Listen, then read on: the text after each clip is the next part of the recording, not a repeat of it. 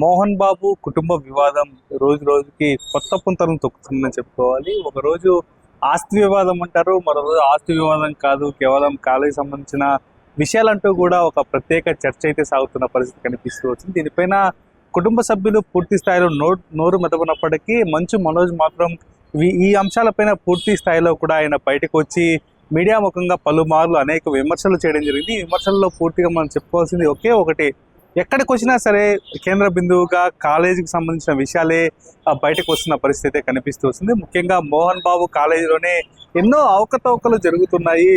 ఈ విషయాన్ని అందరికీ తెలియజేయాలి. ఆ జరుగుతున్న అవకతవకల్ని పూర్తి స్థాయిలో కూడా అరికట్టాలంటూ కూడా మంచు మనోజ్ కొన్ని వ్యాఖ్యలు చేశారు. ఈ వ్యాఖ్యలకు అనుగుణంగానే అనేక పరిణామాలు ఇప్పుడు చుట్టూ చోటు చేసుకున్న పరిస్థితి మనకి కనిపిస్తూ వస్తుంది. ఈ నేపథ్యంలోనే కాలేజీ ఆవరణలో ఉన్న కొందరు యాజమాన్యులందరూ కలిసి అయితే ప్రైవేట్ హాస్టల్స్ ఉంటాయి, వాటికి అన్నిటికి సంబంధించిన ఒక యూనియన్ కలిసి ఈ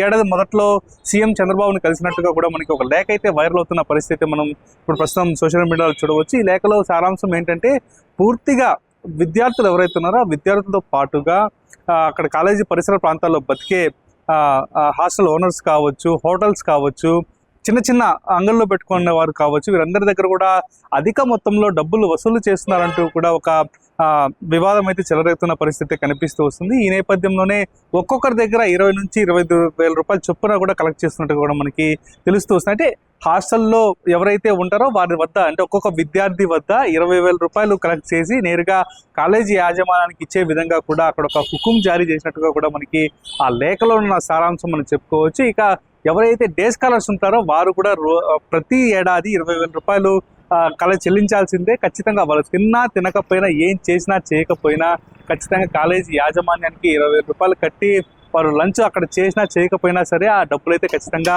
వారికి సమర్పించాల్సిందన్న రీతిలో కూడా మోహన్ బాబు కాలేజీ యాజమాన్యం వ్యవహరిస్తుందంటూ కూడా ఒక లేఖ అయితే వైరల్ అవుతుంది. ఈ లేఖను సీఎం చంద్రబాబుకు అందించినట్టుగా కూడా దానికి చెందిన కొందరు వ్యక్తులు అయితే బయటకు రావడం జరిగింది. దీనిపైన ఇప్పటికే మోహన్ బాబు బెదిరింపులకు గురి చేస్తున్నారు, మమ్మల్ని బయటకు వస్తే చంపేస్తాం, అంతు చూస్తాం అంటూ కూడా వ్యవహరించారంటూ కూడా వారు కొందరితో ఫోన్లో కూడా మాట్లాడి చెప్పడం జరిగింది. ఈ మేరకు అంటే సీఎం ఎలాంటి నిర్ణయం తీసుకోబోతున్నారు, ఇప్పుడు విద్యా సంస్థలు రాబోతుంది, మళ్ళీ ఈ ఒత్తిళ్లు తెచ్చే అవకాశం మెండుగా ఉందంటూ కూడా కొన్ని వాదన అయితే వినిపిస్తూ వస్తాయి. అయితే ముఖ్యంగా మనోజ్ చెప్పిన వ్యాఖ్యలు ఒకే ఒకటి, మోహన్ బాబు ఖచ్చితంగా మోహన్ బాబుతో పాటు ఎవరైతే విష్ణు ఉన్నారో విష్ణుకు సంబంధించి, అలాగే ట్రస్ట్, ఆ కాలేజీ సంబంధించిన ట్రస్ట్ సభ్యులు ఎవరైతే ఉన్నారో అందరూ కూడా అక్కడ చుట్టుపక్కల ఉన్న హాస్టల్ యజమానులను అలాగే విద్యార్థులను తీవ్ర ఒత్తిళ్లకు గురి చేస్తున్నారు. ఖచ్చితంగా 20,000 రూపాయలు ఖచ్చితంగా ఏడాది ఖచ్చితంగా కట్టి తీరాల్సిందే, ఖచ్చితంగా కడితేనే యూనివర్సిటీలో చదువులు కావచ్చు, ఇతర అంశాలు కావచ్చు, ఏదైనా పార్టిసిపేట్ చేయవచ్చు, లేకపోతే 20,000 కట్టకపోతే ఖచ్చితంగా వారిపైన దాడులు చేసే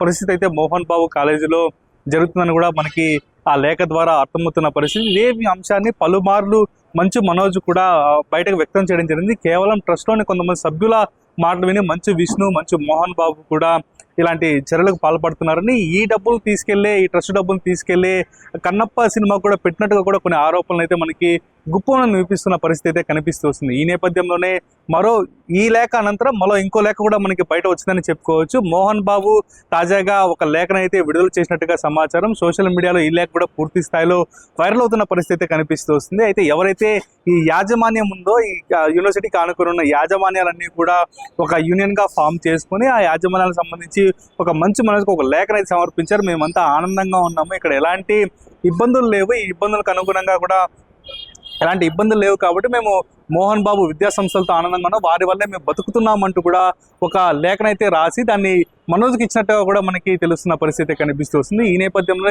ఎన్నో ఘటనలు జరుగుతున్నప్పటికీ అసలు ఆస్తి వివాదం కాస్త కాలేజీ వివాదం కాస్త చుట్టుపక్కల గ్రామ వివాదంగా మారిందని మనం చెప్పుకో. అయితే ఎవరి రైటు ఎవరు తప్పని మాత్రం పూర్తి స్థాయిలో పోలీస్ విచారణలో తేలాల్సింది. అయితే మొత్తం మీద మోహన్ బాబు పైన కంప్లైంట్ చేయడానికి ఏ హాస్టల్ యజమాని కానీ ముందుకు రావడం లేదు.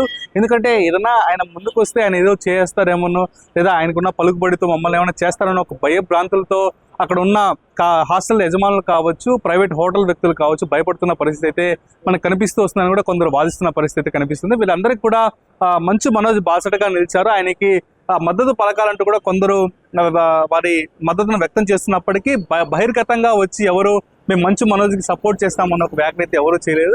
అలాగే మోహన్ బాబు ఇలాంటి తప్పులు చేస్తున్నారు, మోహన్ బాబు యూనివర్సిటీలో ఇలాంటి తప్పులు జరుగుతున్నాయని కానీ ఎవరు కానీ బాహాటంగా వచ్చి బయటికి చెప్పే పరిస్థితి అయితే అక్కడ కనిపిస్తుండదు. మొత్తం మీద పోలీసుల విచారణ అయితే పూర్తి స్థాయిలో సాగుతుంది. ఈ నేపథ్యంలో ఇది ఆస్తి వివాదమా, కాలేజీ సంబంధించిన వివాదమా, లేదా ఇతర వివాదాలు నెలకొన్నాయా అన్న అంశం మాత్రం కోర్టు పరిధిలో ఉంది. ఇప్పటికే మంచు మనోజ్ను సైతం తమ ఇంట్లోకి అనుమతించిన పరిస్థితి, కాలేజీలోకి అనుమతించిన పరిస్థితి. ఆ రోజు కూడా ఆయన కేవలం గేట్లు దూకి వెళ్ళి వారి అవాతాతలు నివాళులర్పించిన పరిస్థితి కనిపిస్తూ వస్తుంది. ఈ నేపథ్యంలో ఎలాంటి పరిణామాలు చోటు చేసుకోబోతున్నాయి, అసలు ఏం జరగబోతుంది, అసలు ఈ పరిణామాలకు ఎప్పుడు ఫుల్ స్టాప్ పడబోతుంది అన్న ఒక అంశం అయితే పూర్తి స్థాయిలో ఒక చర్చగా మారిన అంశంగా మనం చెప్పుకోవచ్చు. ఇప్పటికే ఒక దాసనారాయణ వివాదం తర్వాత అంత పెద్ద వివాదం ఇప్పుడు మంచు ఫ్యామిలీలో నెలకొంది అనుకోవచ్చు. మనం ముఖ్యంగా గురువుకు జరిగిన పరిణామాలే శిష్యుడికి కూడా జరుగుతున్నాయని కూడా మనం చెప్పి అయితే నారాయణరావు చనిపోయిన తర్వాత అంశము పూర్తి స్థాయిలో బయటకు వచ్చినప్పటికీ ఇక్కడ మాత్రం మోహన్ బాబు బ్రతికున్నప్పుడు ఇలాంటి వివాదాలు చెలరేగడం మాత్రం